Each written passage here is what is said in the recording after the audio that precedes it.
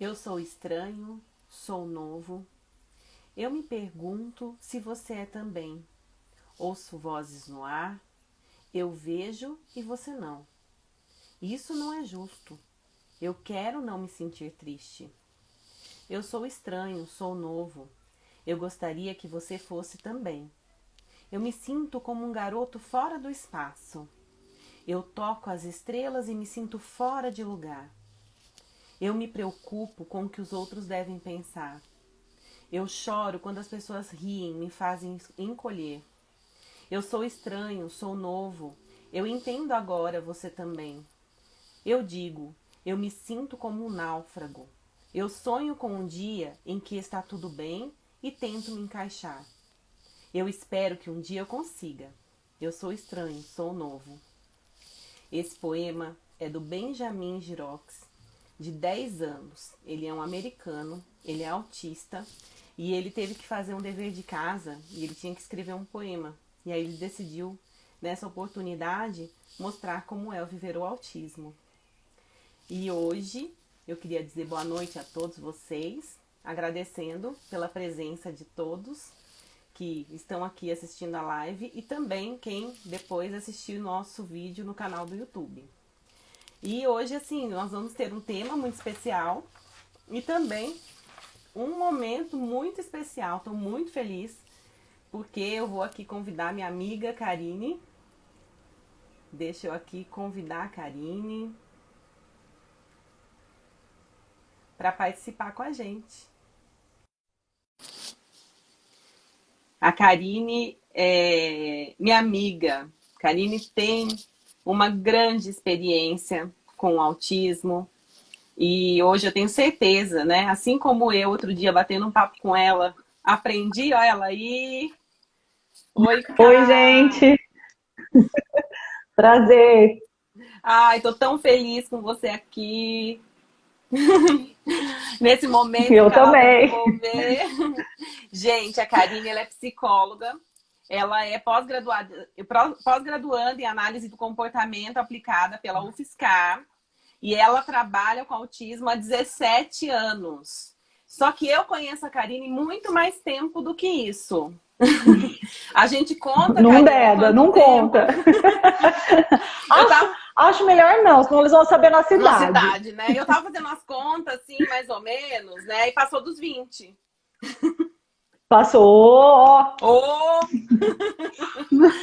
Ai, Cá, tô muito feliz, muito obrigada, Karine. Assim, antes de ser uma profissional maravilhosa, que sabe muito desse tema, ela é minha grande amiga, minha comadre, né? E eu tenho, e assim, é muito especial hoje para mim estar fazendo esse momento com você, viu, Cá?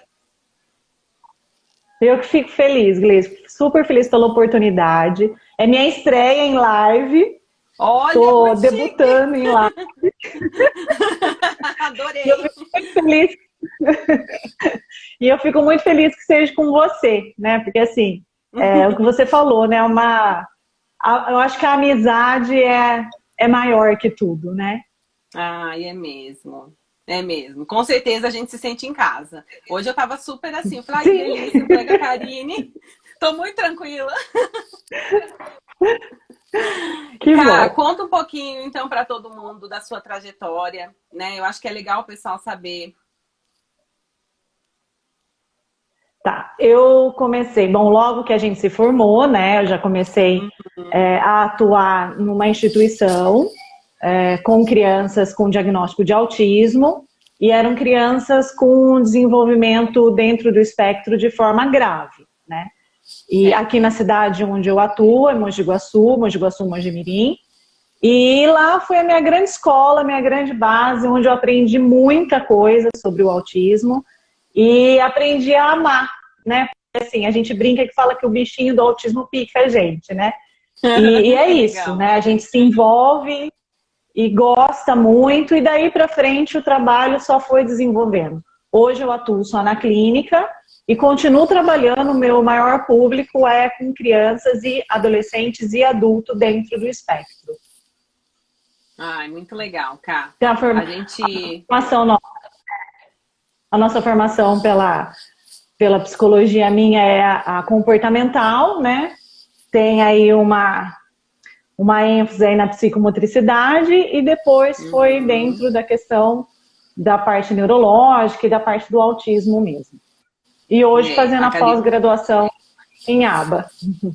É isso que eu ia te falar.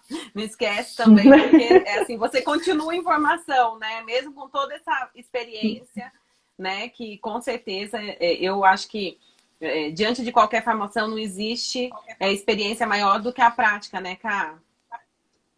Sim, com certeza. Não, com certeza.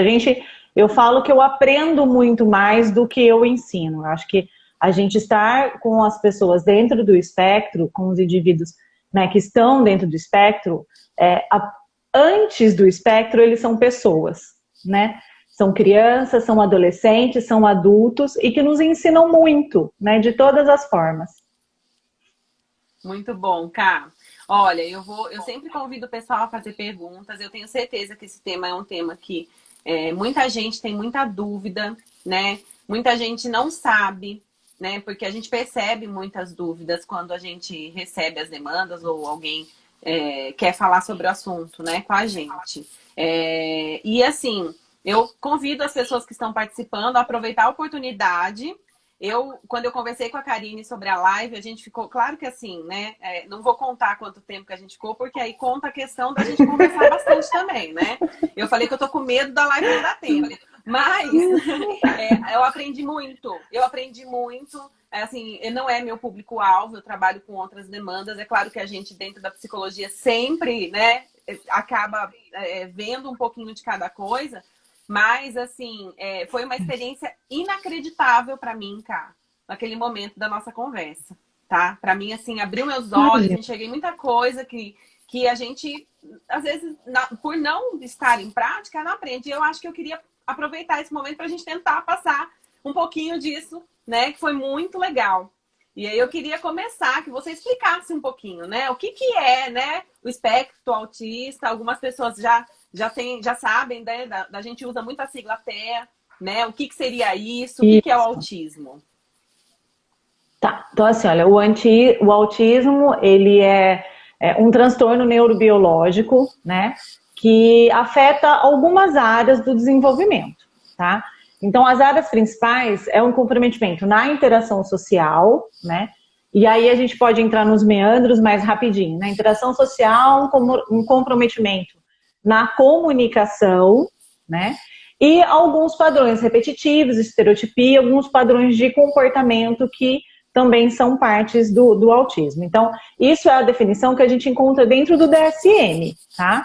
O DSM é aquele manualzinho que o médico usa para fazer o laudo, né? Para dar o CID, enfim, daquilo que a criança ou o adulto, né, tem, né? Então, ali dentro do DSM é essa a explicação. Mas ele vai muito além disso, né? O TEA, desde a renovação do DSM, eu acho que 2014 que foi, 14, né? Se eu não estiver enganada. Foi isso mesmo. 2014. Foi. Então, mudou a nomenclatura de autismo para TEA, né? Que é transtorno do espectro autista. Antes tinha denominação de autismo infantil ou de síndrome de Asperger, né? E aí, a partir de 2014 para 2015, com a modificação, passou a ser transtorno do espectro autista. Eu, particularmente, eu gosto mais da questão do espectro, porque ele traz para a gente um entendimento melhor do que seria o autismo, né? Porque antes a gente tinha uma visão assim também, de que o autismo infantil, o autismo severo, como era caracterizado assim, né, enfatidicamente, ou você era autismo severo ou você era Asperger, né? E hoje a gente entende que existe uma evolução do espectro, existe uma evolução da criança, né, dentro desse desenvolvimento. A criança se desenvolve a partir do momento que ela tem, não só a criança, né? Vamos falar um indivíduo, porque o adulto também, né? Mas o indivíduo se desenvolve a partir do momento que ele recebe um tratamento, um acompanhamento adequado, né? Então ele caminha dentro desse espectro, ele pode aí galgar melhoras, evoluções, né? Enfim. Hoje é mais difícil, então, a gente encontrar um autismo mais severo, Ká, ou não? Não que seja mais difícil, né? Ou que a gente não encontre. Mas eu acho que, na verdade, graças a Deus, hoje a gente tem muitas possibilidades de tratamento, né? Acho que o autismo vem sendo difundido, falado muito, né? Quando eu comecei, há 17 anos atrás, não tinha o que a gente tem hoje, né? Nem se falava sobre o autismo, né?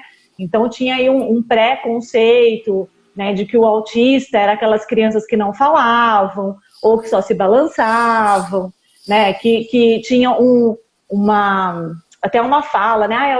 Autista não tem sentimento, né? Isso há 17 anos atrás, né? Hoje não, hoje a gente sabe que não é assim, né? Graças a toda, né, a comunidade aí de autista, de pais que são engajados e que lutam pela causa, se desmistificou muito, né? Então não é assim, né? Tem um acometimento mais severo, existem os níveis, né,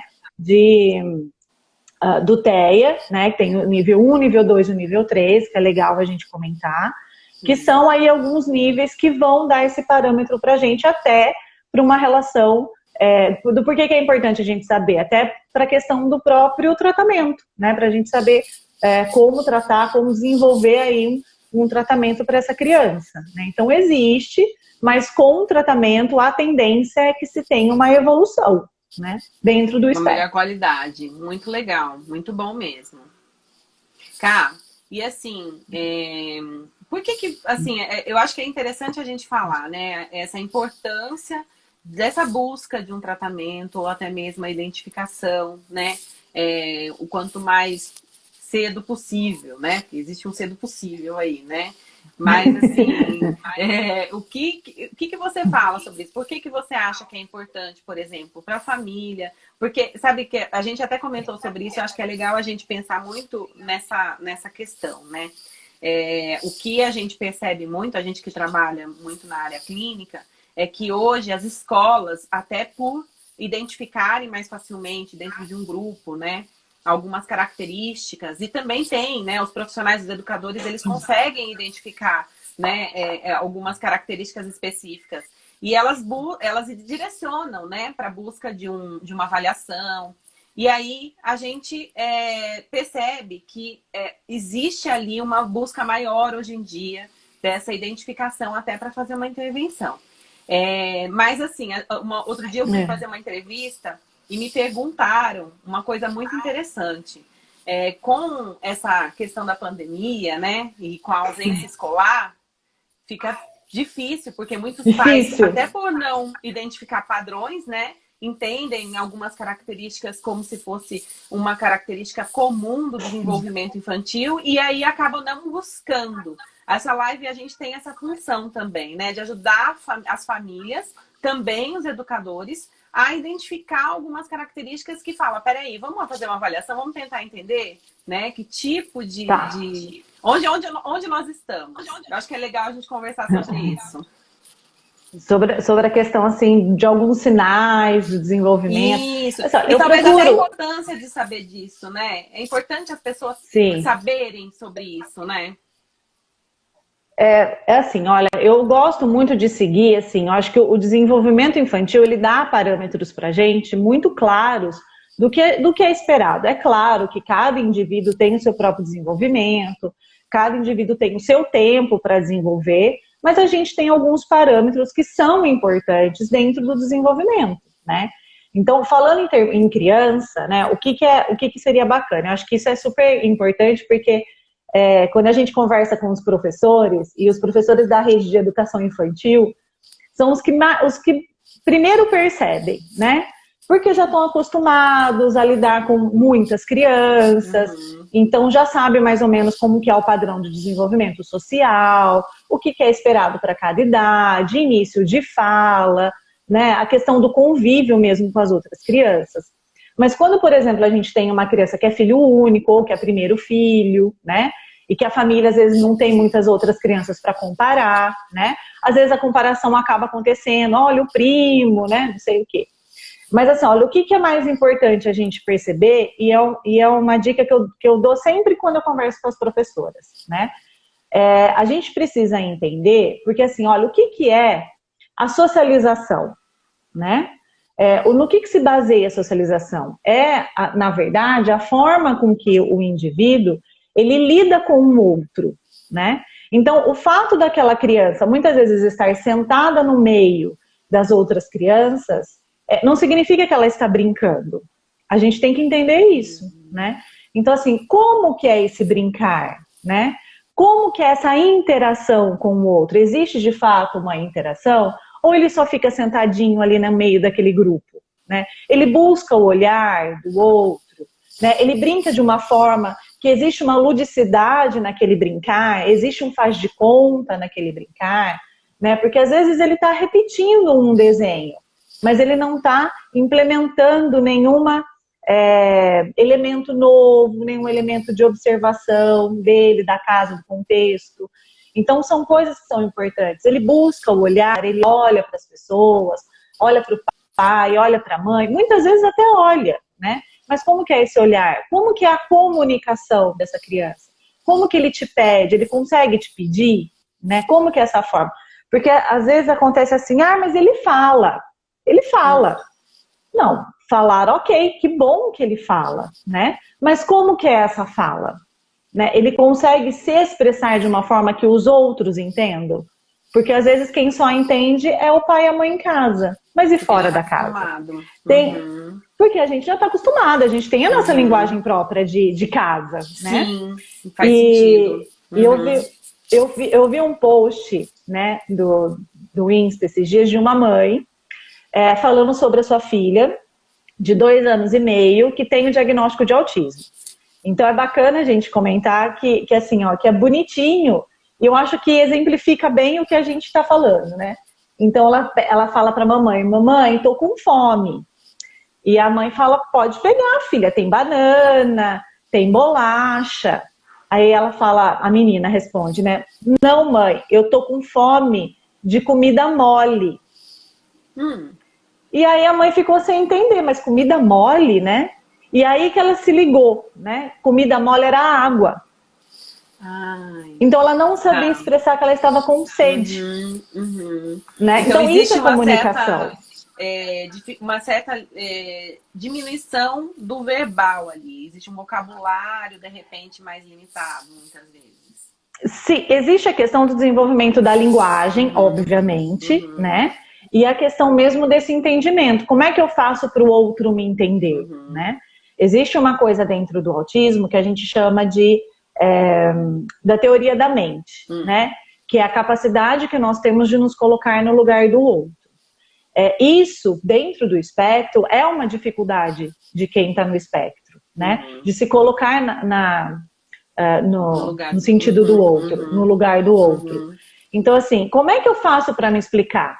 Né? Então, assim, olha, Gleice é uma pessoa diferente de Karine. Então, como é que eu vou explicar para Gleice o que eu estou sentindo? Você não adivinha o que eu penso, né? Então, isso é comunicação expressiva. Eu preciso elaborar para entender, para poder te contar aquilo que eu sinto, né? Mas muitas vezes falta repertório, que nem essa menininha tem 2 anos e meio, né? Então falta repertório, a gente precisa trabalhar com aumento de repertório, falta essa questão de como me expressar. Ela teve uma expressão, ela conseguiu verbalizar, ela conseguiu se comunicar com a mãe. Mas e se ela estivesse num outro ambiente? Será que as outras pessoas conseguiriam entendê-la? Né? Porque eu acho que então é isso que a gente vai pensando. Essa coisa da conexão com a família, né? Se torna mais fácil a comunicação, né? Eles acabam, às vezes, então, tendo dificuldade nesse sentido. Nesse sentido. Então, assim, esses sinaizinhos, então, assim, olha, como fala, como se expressa, a questão do como brinca, se existe alguns padrões, né? Tem algumas crianças que têm alguns padrões, se existe atraso de fala, porque também, né, muitas vezes a criança, ela é levada ao médico, ela é levada à fono, principalmente, por algumas questões assim, nossa, ela tá com atraso de fala, né? Ela tá demorando para falar, né? Nossa, acho que a minha criança é surda, né? Porque a gente chama, ela não olha, né? A gente chama, ela não responde. Então, vai procurar aí uma questão médica, muitas vezes em função disso, né? Então, são alguns sinais de alerta. Se tem algum sinal de que o desenvolvimento ele está em atraso, é importante que a gente vá buscar uma ajuda, né? Que a gente vá buscar um profissional, que a gente vá buscar um neuro, um psiquiatra infantil, para que nos dê esse apoio e nos sinalize, né? Eu costumo brincar assim, que a gente atrás, né, antes do negócio, não é ruim. Ruim é quando a gente corre atrás do prejuízo, né? Eu oferecer para o meu filho, de repente, uma terapia que você vai falar, imagina, não precisa. Ele vai falar no tempo dele, né? Não, daqui a pouco ele entra na escola, ou isso passa, isso é fase. Eu também era assim quando era criança, né? Mas se eu puder oferecer, hoje a gente tem tantos recursos, né? A gente tem tantos profissionais. Verdade. Né? Para que eu vou deixar meu filho sofrer? Né? Se não fizer bem, mal também não vai fazer. Não né? faz, muito pelo vai contrário. fazer qualidade de vida, né? Exato. Muito. Não, com certeza. Com certeza. Principalmente quando a gente trabalha com aqueles casos que são diagnósticos tardios, né? Aí é que a gente vê de fato a importância de um diagnóstico precoce, de um diagnóstico bem feito, de um tratamento adequado. Quando você fala de diagnóstico tardio, de repente mais adulto, adolescente, nesse sentido, né, Cá? Sim, com certeza, né? Então, assim, quando a gente... né, hoje eu trabalho com adultos também, né? Eu acho que essa descoberta do diagnóstico tardio, ele tem sido falado há algum tempo, né? Há pouco tempo até, né, que ele vem sendo desenvolvido. Muitos até acabam, adultos, descobrindo o seu autismo, descobrindo o seu espectro, porque tem um filho. Olha. Né? E aí, através do filho, do diagnóstico do filho, fala, nossa, então por isso que eu sou assim. Sim, né? Por isso que eu tive tanta dificuldade ao longo da vida. Por isso que para eu trabalhar é muito difícil, ou estar entre as pessoas é muito difícil. Então, o diagnóstico, ele traz um benefício no sentido do tratamento, da própria descoberta do indivíduo e dele se entender em meio à comunidade, dele se entender em meio à sociedade. Né? Excelente. E também, por um outro aspecto, assim, a gente minimiza alguns prejuízos, né? E minimiza também sofrimento, né? Porque, assim, a gente tem, assim, a gente estava conversando, né, Gleisa? Eu falei que de histórias, né, dá para escrever uns 3 livros. Adorei. Né? Mas peraí, antes de você, eu quero que você conte a história, mas é que tem um monte de gente perguntando coisa aqui que, de repente, tem a ver com o que você falou e eu vou ler aqui para você, tá? Olha só, o que os pais têm que observar na criança que está suspeitando que tem a TEA? De repente, cá, assim, até pensando nesse contexto, quem perguntou foi a Fívia. Nesse contexto de pandemia, que de repente os educadores, né, não conseguem ajudar. Tá, então vamos pensar numa criança em idade escolar, então. Pequena, né, em idade escolar. O que eu acho mais importante, eu acho que assim, é essa qualidade social, né? Porque assim, olha, vamos pensar numa criança que está dentro de uma escola, que está se desenvolvendo, que tem a questão do verbal, então ele se comunica, ele fala, né? O que vai chamar a atenção, muitas vezes? É a forma com que ele se socializa, se ele entende esse contexto de socialização, porque muitas vezes o que acontece? A criança, ela não consegue compreender alguns contextos sociais, né? De cunho social, né? Por quê? Porque tem uma demanda, dentro da questão da linguagem, de levar as coisas muito ao pé da letra, de dar interpretação, né? Então, assim, interpretar contexto social muitas vezes é difícil. Então, eu vou dar um exemplo, tá? Eu gosto de falar contando histórias, porque eu acho que fica isso. Então, pode começar. Tá. Mas, por exemplo, assim, olha, eu já recebi casos, assim, de um pré-adolescente, por exemplo, e que era ótimo, uma graça, super bem na escola, só tira nota alta, tirava, né? Só tirava nota alta, no caso, 9, 10. Mas, por exemplo, e uma exigência dele, tá? Ele não se permitia tirar nota mais baixa. Mas, porém, se ele tirasse um 8, ele tinha crise. Como é que era essa crise dele? Era um choro? Não, né? Quando ele recebia a prova com uma nota 8, que para mim é ótima, né?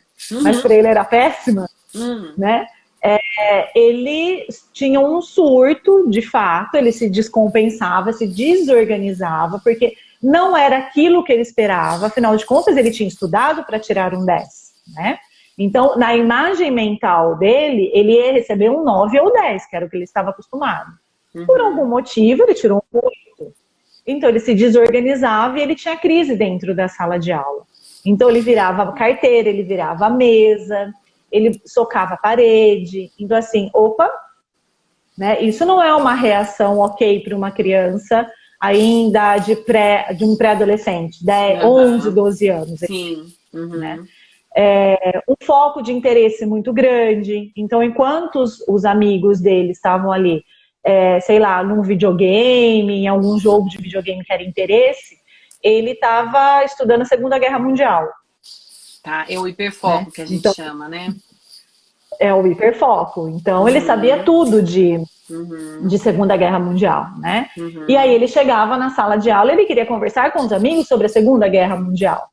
Ou seja, ninguém ia conversar com ele sobre isso. Então, assim, é uma interpretação do contexto, né? Então, ele não conseguia perceber que ele estava ali fora de um contexto. Ele pode gostar? Pode. Ele pode ter o hiperfoco dele, com certeza. Mas a contextualização daquele momento não estava adequada, né? Então tem várias coisas. Uma criança menor, por exemplo, né, muitas vezes a gente pergunta para os pais, ela brinca, adora brincar. Como que ela brinca? Ela só enfileira os carrinhos. Tem um monte de carrinho, enfileira todos os carrinhos. Mas brinca com esse carrinho sai, vai no posto, passeia, vai para algum lugar, tem alguma função lúdica? Ele fica lá fazendo barulho. E se desmanchar o carrinho? A fileira que ele montou? Não, ele fica bravo, ele não gosta que desmanche. Tem coleção de dinossauros, né? Que sai de novo. Clássico. Coleção de dinossauro, né? O dinossauro é clássico, né? Mas, por exemplo, eu já atendi uma criança que tinha coleção de bola. Tinha várias bolas. Várias, assim, várias num nível assim, de umas 50 bolas. De tamanho, cores diferentes. Ele brinca de bola? Não. Ele chuta bola? Não. Entendi. Joga futebol? Ele não interage nem com aquilo que ele gosta. Então existe essa questão é um da objeto de apego, é um foco. Mas como é que ele brinca com aquilo? Entendeu? Isso é legal. Se um pouquinho vai em casa, né? Ele brinca. Não pode relar nos brinquedos, por exemplo. Ou tem alguns que até deixam brincar. Mas a criança vai lá, brinca com tudo e ele fica assistindo, né? Então, essa interação, eu acho que o importante de tudo isso é a qualidade dessa interação, é a qualidade dessa comunicação, desse verbal, de se fazer entender para o outro, é a qualidade do comportamento em si dentro de um contexto social, né? E aí a questão dos padrões, né? Se tem alguma estereotipia, muitas vezes tem. Explica, Cal, o que é estereotipia para o pessoal, porque tem gente que não é da área e tem mais dificuldade. O educador já consegue identificar, mas os pais... Identificar. Tá, a estereotipia são movimentos repetitivos motores e também podem ser vocais, né? Então, aquela coisa clássica, né, do autista balançar as mãos ou ter o balanceio, que é ficar indo para frente e voltando, mas existem vários. Nós, na verdade, também temos estereotipias, só que elas são aceitas pela sociedade. E uma estereotipia de um indivíduo com TEA muitas vezes não é. É mais característico, é mais evidente, talvez. Por exemplo, quando você está ansiosa, tem muita gente que estrala os dedos. Certo. Rói você unha. É uma estereotipia. Sim. Você balançar a perna. Muito, né? Mexer no cabelo. Isso. É estereotipia. Né? São estereotipias motoras, mas elas são socialmente aceitas porque a gente é mais comum da gente ver, né? De repente você vê uma criança pulando de um lado para o outro, correndo de um lado ou se balançando o tempo inteiro, né? Visualmente, que ele faz muito flap, né? Que a gente chama. Visualmente, muitas vezes, ele é desconfortável para os outros, né? Mas ele é importante, porque a estereotipia, ela vem em função de uma ansiedade. Se ele está tendo aquilo, é porque ele está ansioso também. Alguma coisa daquele momento ali que está acontecendo. Legal. Então, a gente entender os comportamentos é importante. E tem a questão também da ecolalia, né? Que é uma questão muito presente também no autismo. Isso. Que é um dos sinais também, né? Que a ecolalia é a repetição vocal das palavras, né? Então, aquela coisa que o autista clássico, né? De livro, que é aquela coisa, né? Você pergunta, como você chama? E ao invés dele responder, olha, eu chamo Karine. Ele vai responder, como você chama? Né? Então, a repetição daquela palavra. Tem alguns, assim, tenta listar rapidinho, Cá, até porque tem um monte de gente perguntando coisa aqui, viu? Ai, meu Deus. Tá muito solicitada, né? Tem alguns muito clássicos, né? A questão do olhar, a gente percebe a verbalização bem diferenciada, né? A seletividade alimentar é uma coisa que acontece Seletividade também, alimentar, né? sim. Que aí, a alteração sensorial, né? Isso. E a gente também tem a identificação, a questão da alteração sensorial, e também interfere na questão da audição, né? Eles sofrem muito com barulho, né? Então são coisas interessantes, né? Que assim, olha, todo indivíduo, né? Eu acho que é bacana, eu gosto de citar muito a Temple Grande. A Temple Grande, ela é uma autista norte-americana. Hoje ela já deve estar na casa de uns 80, né? Assim, ela foi uma pioneira grandíssima, assim, desse desenvolvimento de falar o que o autista sente, pensa e como se coloca, né? Tem um livro dela que chama O Cérebro Autista, que é fantástico, legal. né? Que ela explica muito sobre isso, né? E então ela fala assim, olha, que nenhum autista é igual ao outro, né? Se nós, ditos neurotípicos, né? Também não somos iguais. Nós que não somos autistas, então nós somos neurotípicos, né, Cá? Isso, né? Os neurotípicos. Ninguém é igual a ninguém. Né? E as pessoas dentro do espectro também não são iguais, né? Então, e ela coloca isso muito bem, né? Que é como se nós fôssemos, né? Nos 10 dedos e nenhum dos dedos a digital é igual, né?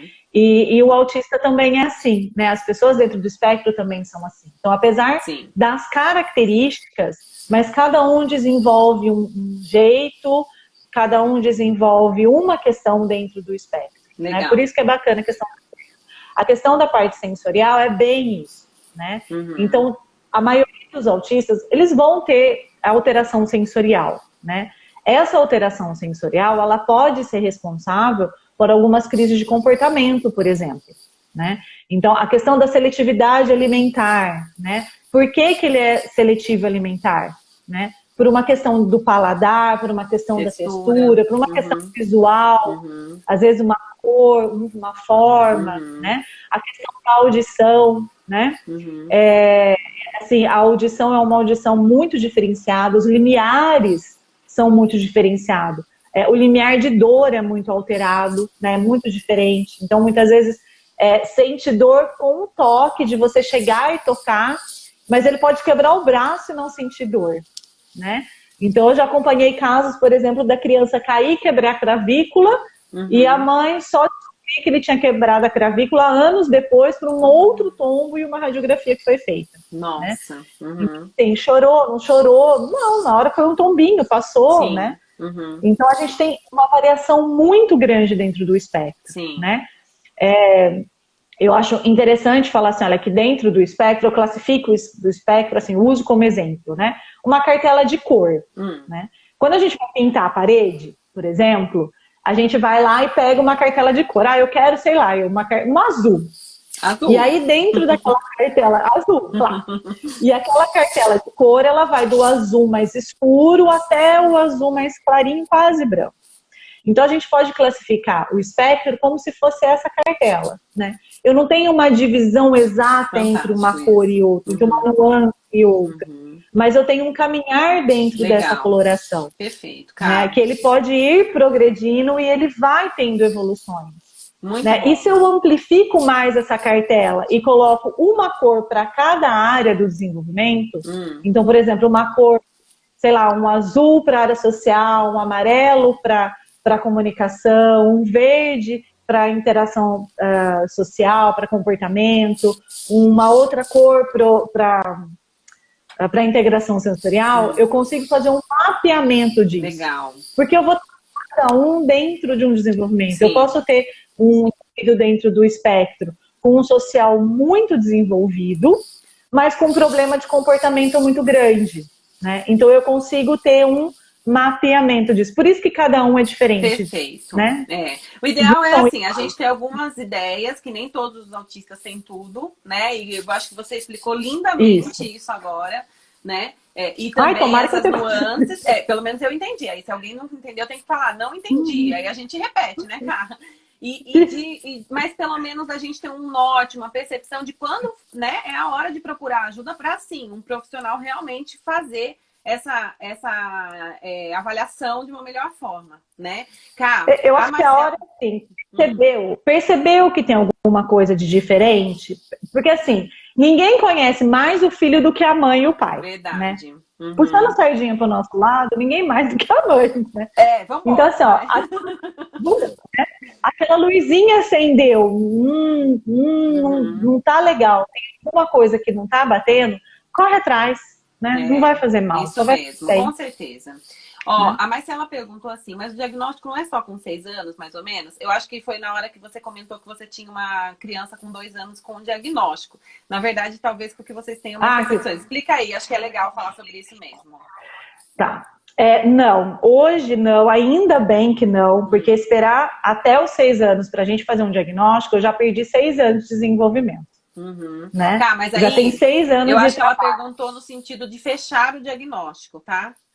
Assim, olha, de fechar o diagnóstico, para a gente, desde bebê, a gente já consegue começar a perceber alguns sinais da questão de atraso no desenvolvimento. Tá. Né? Essa questão, até eu acho que a gente conversou bastante sobre isso. Eu tenho uma cautela muito grande em fechar diagnóstico com crianças muito pequenas. Tá? Mas hoje eu recebo no consultório crianças a partir de 1 ano. Né? Ótimo. Nossa, mas é bebê. Mas a partir de 1 ano a gente já consegue ter algumas percepções. O que é importante? Ter um acompanhamento médico sempre, porque é o médico que vai fechar o diagnóstico. Mas o trabalho com o psicólogo dentro da área ou com uma fono, ela vai trabalhar as questões desse desenvolvimento, de levantar hipóteses com relação ao desenvolvimento. Tá? A gente percebendo que existe um atraso nesse desenvolvimento, no que é esperado, e nessas nuances, né? É lógico que a gente tem protocolos, a gente aplica protocolos que já começam a partir de meses de idade, né? Que vão norteando a gente para essa questão, mas o que a gente sempre pede é para fazer estimulação. Perfeito. Independente se o diagnóstico vai ser fechado ou não. Isso. Por quê? Porque eu já começo a ter um acompanhamento dessa criança, a entender como essa criança se desenvolve, e eu já começo a trabalhar com essa criança para que essa evolução ela seja da melhor forma possível, né? Que ela acompanhe uma escola, que ela acompanhe o desenvolvimento próprio da idade. Isso não significa que se ela estiver dentro do autismo, se ela tiver essa estimulação precoce, ela vai ser curada, ela não vai ser autista? Não. Se ela estiver dentro do espectro, o espectro, né, ele prevalece. Infelizmente, ainda não foi descoberta a cura, né? Mas o tratamento é muito importante, porque proporciona um desenvolvimento muito bom, né? A ponto de, né, eu tenho algumas crianças que eu acompanho, a ponto de ter alguns que os pais me relatam isso, de falar, ai, Karine, a gente anda na rua, os outros falam, imagina que seu filho é autista. Né? Mas porque ele está bem desenvolvido, porque ele está bem trabalhado, bem estimulado, desde pequenininho, né? Se por um acaso for só um atraso de desenvolvimento que não estaria dentro de um espectro, a estimulação precoce também vai dar conta disso. Exatamente, né? Perfeito. E ela vai ter todas as ferramentas para continuar se desenvolvendo. Sim. E dali um pouco, isso o próprio médico vai organizando isso e vai dar essa devolutiva para a família. Perfeito. Mas é possível a gente ter o diagnóstico. Se for um caso mais grave, que tem um comprometimento, uma comorbidade, ou um comprometimento intelectual, por exemplo, ou um agravamento mesmo de comportamento, de interação social, a partir de uns 2 anos a gente já consegue fechar junto com o médico. Tem alguns casos que aí já... Mas sempre... Sim, tá certo. Tem alguns casos que aí às vezes demora um pouquinho, né, cara, pra fechar. Sim. A estimulação, né? Sem dúvida tem que ser feita, né? É importantíssimo. Então, eu já tive casos de fechar diagnóstico com 2, crianças que fecharam o diagnóstico com 2, e tem casos que, apesar de eu acompanhar desde os 2, só foi possível fechar com 4, 5 anos, por exemplo. Tá certo. Cá, eu acho que eu só vou fazer um parênteses aí, falando das comorbidades, né? Que muitas vezes as pessoas não são da área e têm um pouquinho de dificuldade de entender que no espectro a gente tem algumas comorbidades em alguns casos, né? E no geral eles estão relacionados a transtorno que a gente chama do neurodesenvolvimento também, né? Então pode ter uma deficiência intelectual, pode ter um TDAH, pode ter uma dislexia, enfim. Pode ter uma síndrome de Down, pode ter uma epilepsia, pode ter uma síndrome de X frágil. Sim. Na verdade, o autismo, a gente classifica ele, né, em duas questões, a primária e a secundária, né? A primária é aquele autismo que não tem, entre aspas, uma causa definida, né? É aquele caso que o médico investiga, faz todos os exames neurológicos, de sangue, enfim, e não descobre uma causa para que ele tenha aquele comportamento ou aquela defasagem no desenvolvimento, né? E tem o secundário, que seria a criança tem um outro diagnóstico, então ou uma deficiência intelectual, ou uma epilepsia, ou uma síndrome de Down, e aí tem uma lista grande que discorre das comorbidades. O autismo pode vir associado. Legal. Né? E aí, obviamente, quando a gente tem um caso de associação de uma comorbidade, o autismo ele vem de uma forma um pouco mais acometida, de uma forma mais severa. Principalmente deficiência intelectual associada. Tá certo, mas bom, vamos lá, eu vou correr aqui porque tem um monte de falas aqui. A Lu Fonseca falou assim, ó: tive o diagnóstico do meu filho com 2 anos. A Karine me ensinou tudo isso de uma maneira incrível. Há 7 anos estamos com ela e nem sei o que seria da minha vida e na vida do meu filho sem ela. Ah, eu acredito. Ó, tem um monte de perguntas aqui, ó. A Fívia falou assim, ó: os pais que já perceberam as características do TEA, qual a idade ideal para buscar o diagnóstico? Acho que a gente respondeu, né? Já. Que a gente acabou de falar. Aqui, tive um aluno na escola que foi diagnosticado com Asperger, né? Que a gente não usa mais esse termo, mas é compreensível. Mas com comorbidade. Não, mas ele é usado. A gente fala, né? Mas assim, a gente entra no espectro, né? Foi difícil a mãe levar e aceitar. Só no 3º ano ele foi diagnosticado. A Fívia, ela tem uma escola e ela tá falando, o TOD é o transtorno opositor, e o TDAH é o transtorno de déficit de atenção e hiperatividade. Eu acabei falando a sigla de novo e esqueci de explicar, porque não é todo mundo que conhece, né? Então, olha só, isso é bem interessante, né? Foi difícil a mãe levar e aceitar. É um processo, né, Cá? Sim, é um processo e a gente tem que respeitar esse processo. Sim. Porém, sempre incentivando, né? Assim, eu acho que cada família tem o seu tempo, cada família tem a sua demanda, né, de entender, mas no momento em que percebe, e eu acho que o papel da escola é fundamental nisso, né? A escola, ela tá ali mostrando, informando, colocando, né? Eu acho que isso é tão importante, né? A escola, ela tem um papel fundamental no desenvolvimento da criança. Né? Tanto que quando a gente tem uma criança que não está na escola ainda, a primeira coisa que a gente pede vai para a escola, né? Coloque o seu filho numa escola, porque a escola percebe todas essas diferenças. E isso é importantíssimo. Né? Eu tô correndo aqui porque tem tanta gente falando. Agora, olha que especial aqui, a Mel. Gente, a Mel é da nossa turma, assim, a gente tem um grupo de amigas que até hoje a gente se fala depois de 18 anos de formação, né, cara? A Mel é o nosso grupinho ali. Eu vi que a Lu tá aí também, a Fá também tá aí, tá todo mundo aí hoje, tá uma delícia. Né? Olha só, que dicas que você daria para os educadores que têm uma criança com TEA em sua turma? Nossa, infinitas. Por onde que eu começo? Né?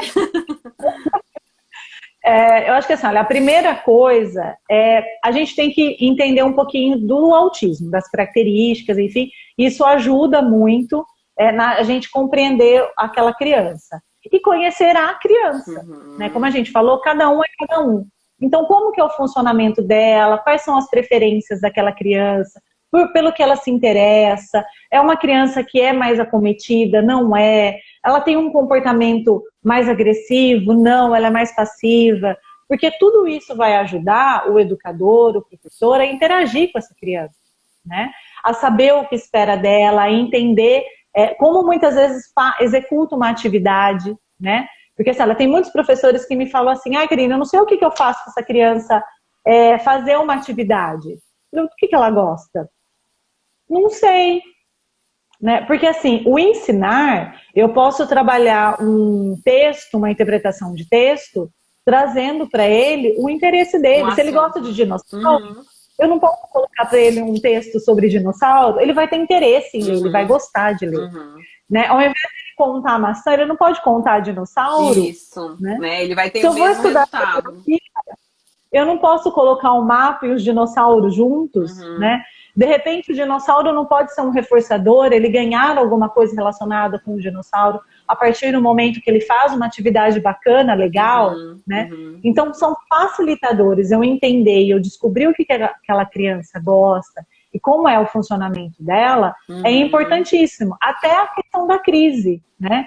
Então, assim, que nem esse menino que eu mencionei, né? A partir do momento que foi entendido do porquê que ele tinha crise, e ele também sendo trabalhado e entendendo, ele começou a entender que ele não precisava ter crise, né? Muitas vezes o professor preparava ele, né? Chamava ele de lado, né? Preparava ele numa sala à parte, explicava para ele o porquê daquela nota, né? Então, assim, isso evitava a crise, né? Então, eles passaram a conhecer por que ele tinha aquilo, né? Porque antes era assim, né? Nossa, mas por que precisa explodir desse jeito? Tirou um 8, né? Sim. Mas o que aquele 8 significa para aquele indivíduo? Né? Cá, então, aqui, é um conjunto. Olha aqui eu. Poxa, toma conta do horário, hein? Não, eu tô aqui já em pânico, porque tem um monte de pergunta, e tem um monte de pergunta legal aqui. A Fívia perguntou se pode não apresentar estereotipias. E eu também queria que você contasse uma história, então eu tô aqui desesperada. Ela perguntou se pode não apresentar estereotipias. Não entendi. A Fívia perguntou se a criança que está dentro do espectro pode não apresentar estereotipias. Também. Por pode. Exemplo, ela está dentro, mas ela não apresenta. Tá. Por isso que, assim, por exemplo, a estereotipia, ela não é um critério diagnóstico. Olha que interessante. Isso. Não é um critério diagnóstico. A maioria dos autistas, dos indivíduos dentro do espectro, apresentam estereotipia, mas muitos a gente não percebe essa estereotipia, né? Ou elas não apresentam público, por exemplo, né? Então, não é diagnóstico. Sim.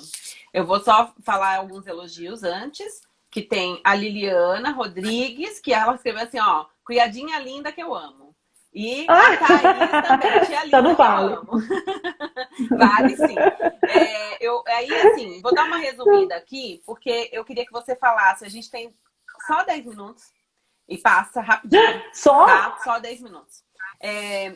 E aí eu queria que você fizesse um apanhado geral, porque eu queria que você contasse o olhar do autista para o neurotípico, que você contou essa história para mim.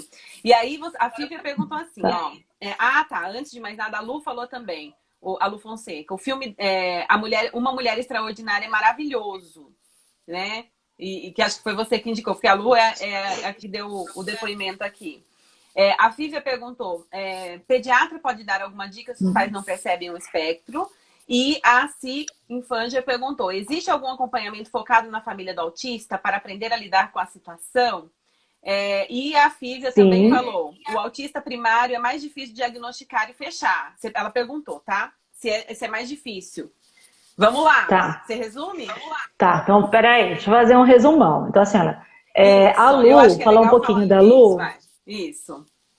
A Lu, ela é uma mãe linda, fantástica, que eu sou apaixonada por ela. Lá, né? O acompanhamento focado na família. Já está juntando, exatamente. Mas eu perguntei, tá? A Lu me autorizou, então, Lu, vou contar a sua história. Mas a Lu, assim, ela tem uma história fantástica e eu acho que é uma das mães guerreiras, mas a importância da família, eu acho que envolvida na questão do diagnóstico, a Lu é um exemplo disso. Então, assim, eu acredito que há uns 5 anos atrás, Lu, você me corrija se eu estiver errada, mas acho que uns 4 ou 5 anos atrás, a Lu resolveu um dia colocar os brinquedos do filho dela, né, com o diagnóstico de autismo, numa pracinha que estava na época até abandonada, que existia na frente da casa dela, né? Então ela colocou lá o balanço, ela colocou lá um pula-pula, se não me escorrega. E para quê? Para ela incentivar o filho dela a se socializar, né, com as crianças ali da rua, né? E isso deu tão certo, isso foi tão bacana que se tornou um projeto, né? Que hoje chama Cantinho da Criança, né? E isso se tornou assim. O Pedro foi um dos fatores que ajudou o Pedro, que é o filho dela, a se desenvolver, né, muito socialmente. Outras crianças do bairro também começaram a participar, a entender o que era o autismo. Outras crianças com autismo começaram a participar do Cantinho da Criança, desse parque. Essa pracinha foi revitalizada, hoje ela é super reconhecida. E é um trabalho fantástico de envolvimento da família. Nossa, com a questão... é muito lindo de ver. Nossa, né? chorar. Porque assim, porque hoje... Por tudo. Isso mesmo, há 4 anos atrás. Dizem isso com o Paquinho. Porque assim, hoje ajuda a muitas famílias a entenderem a questão do espectro, a trabalhar a questão da socialização, a trabalhar, a Lu ali desenvolve dentro do projeto também, ajuda as famílias ali perto da casa dela ali, as outras crianças do bairro que são neurotípicas aprenderam a brincar com as crianças dentro do espectro, a respeitar, né, e a buscar essa interação de uma forma super bacana. Então, assim, é só um desenvolvimento. Existe o trabalho com as famílias, o trabalho com as famílias é fundamental, né? Então, existe o treino parental, que é importantíssimo, né? Então, eu falo assim para as famílias que não adianta a criança vir e ficar 1 hora comigo bem. Eu quero que ela esteja bem na família, né? É com a família que ela se desenvolve. É com a família que ela vai passear, é com a família que ela vai no restaurante, é com a família que ela vai na escola, que ela frequenta a escola, que dorme, que acorda, que toma um banho, que almoça, que tem a questão da seletividade alimentar. Uhum. Então, assim, a família precisa estar muito presente, né? Por isso que a gente falou, ninguém conhece mais o filho do que a mãe, do que o pai, do que aquela família que está ali. Então, quanto mais você conhecer sobre o autismo e conhecer sobre o seu filho, melhor vai ser esse desenvolvimento. Sim. Mais benefício e melhor qualidade de vida essa criança vai ter ao longo do desenvolvimento dela. E eu falo bastante assim, que o autismo, ele não impede o indivíduo de ser o que ele quer ser, né? Ele não é incapacitante, ele não é impossibilitante. A gente só precisa desenvolver e dar ferramentas para o desenvolvimento, como a gente faz com qualquer criança, com qualquer indivíduo, com ou não deficiência, né? Uhum. Então, acho que a gente precisa descobrir os nossos limites e dar a oportunidade para quem quer que seja, independente do diagnóstico, a se desenvolver. Então, acho que isso que é o melhor, né? A gente não coloca a responsabilidade para o outro, a gente assume a responsabilidade como um todo. É família, é escola, é terapia, é terapeuta. Muito né? lindo isso. Junto. Ela até escreveu assim, olha, não foi fácil, mas a Karine e as outras terapeutas me ajudaram a ficar firme e forte com o projeto. Estamos aqui pelo Pedro e as outras crianças. Você sabe que uma coisa que eu admiro demais é esse engajamento familiar do autista. Assim, a gente acaba acompanhando muito algumas pessoas. Eu sempre lembro da Anitta Brito, porque o Nicolas, ele é um Nicolas Brito, né? Ele é uma graça. Eu sou apaixonada pelo Nicolas. O Nicolas é uma graça. Quem quiser acompanhar, quem puder, no Facebook também, né? E eu vejo, assim, eu acho que são esses detalhes, como a Lu fez, né? Essa mãezinha aí que acabou de falar, que fazem toda a diferença, não só em tudo que o autismo hoje conquista, de tudo que a gente como profissional aprendeu sobre o autismo, né? E esse engajamento familiar eu vejo assim como fundamental, né? Fundamental. Que todos nós, né, possamos dar esse caminho para eles, que são, assim, quando a gente conhece, a gente se apaixona também, né? Eles têm um olhar também de aprendizado, a gente precisa aprender muito com eles também, né, Ká? A gente tem 5 minutos, muito, você vai ter que contar em 2 para eu poder falar em 2 minutos tchau para você.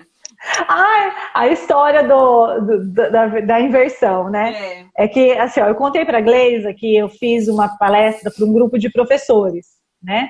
E explicando sobre a questão das características, né? Da questão literal, da interpretação literal, de não entender uma piada, um sarcasmo. E a gente usa muito isso na nossa linguagem diária, né? Nós temos muitos vícios de linguagem, de entendimento, né? A gente espera que o outro adivinhe aquilo que a gente pensa, né? A gente não fala exatamente aquilo.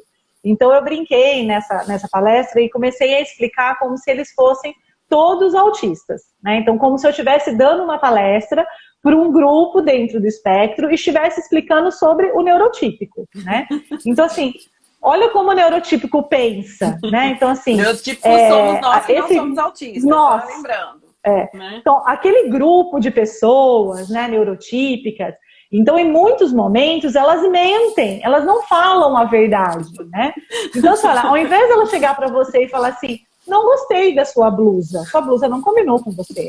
Ela vai mentir, ela vai falar assim, nossa, você tá linda, mas não era aquilo que ela queria dizer, né? Em outros momentos, ela vai chegar para você e falar assim, nossa, mas você fez um trabalho excelente, né? Tá perfeito esse trabalho.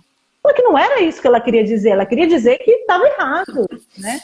Que você tinha feito errado. E por que as pessoas mentem, né? Uma coisa que não tem sentido. Mentir pra quê? Isso não faz sentido, né? Fantástico. Então, assim, eu tenho que chegar, as pessoas neurotípicas, elas chegam no lugar e cumprimentam todo mundo.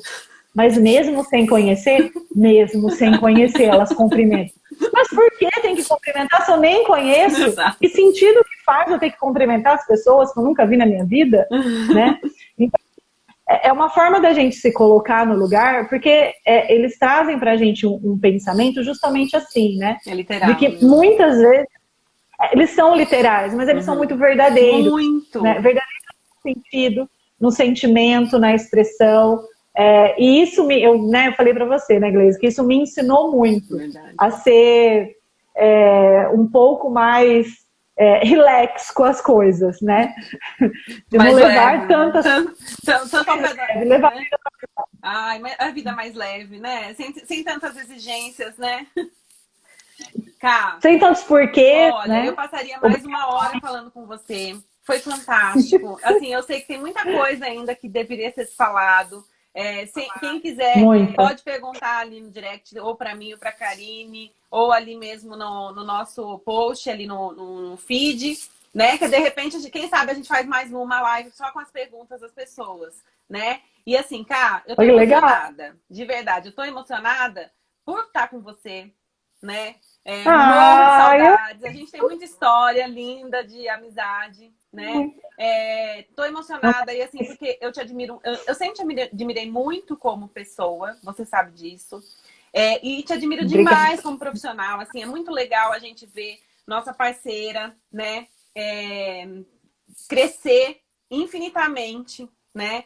É lindo o trabalho que você faz, é encantador, de verdade, a gente que te acompanha desde o começo, a gente sabe. E assim, parabéns. Não fala assim, eu vou chorar.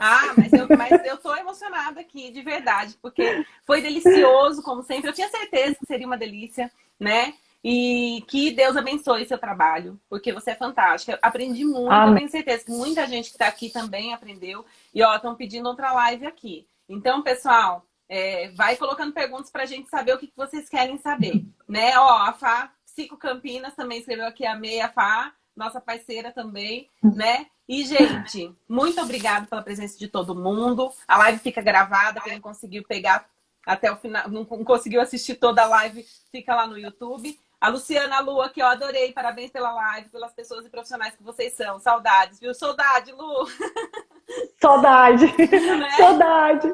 Um beijo, Cá! Fica com Deus, viu? Gleise, obrigada, viu? Obrigada pela oportunidade. Fiquei super feliz de estar com você. Eu que agradeço. Muito obrigada. Foi ótimo. Um beijo. Qualquer coisa a gente marca outra. Isso, tá combinadíssimo. É só marcar. Um beijo. Tchau, tchau. Beijo, tchau!